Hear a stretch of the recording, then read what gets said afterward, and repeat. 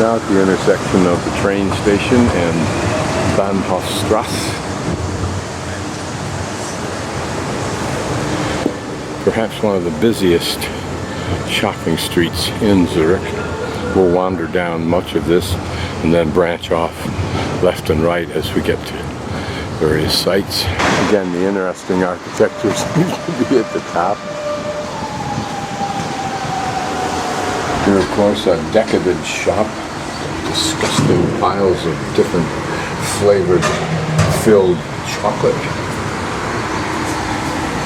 designed to make Americans fat. Certainly no Europeans eat this stuff. Certainly not me. This tower-like corners of major buildings is something I first saw, I think, in Argentina. Where it was alluded to some kind of French architecture that was in vogue. Storefronts in Zurich, and probably much of Europe, particularly in cities of this nature, are elegant shops.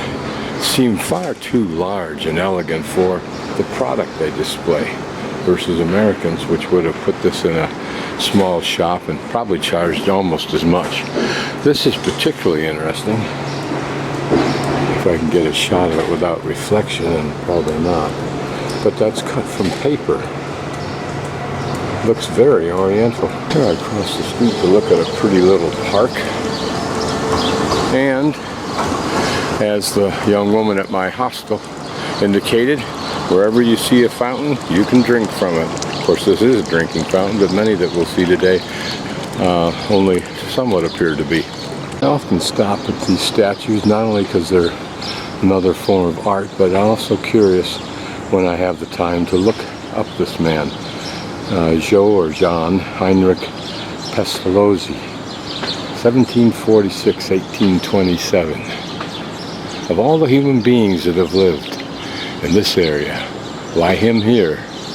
It reminds me of an Apple store, but yet I don't think it is, per se. Certainly a lot of Apple products. But notice the sparseness and the elegance that appears to create. Certainly have to wonder at this architecture, particularly that tower-like structure on the top. What's its history? What was its function? And across the street, a lovely designed modern building, relatively small and modest. And in the background, some of the church. This popular confectionery store I thought was further down. Maybe covering distance faster than I want to. Again, in a rather simple kind of a design for architecture here, there's this pretty entryway to this door. Whether it's terribly old or not, I don't know, but it alludes to that. Here a large, I'm sure a classically old building with a beautiful complex and architecture up on the roof.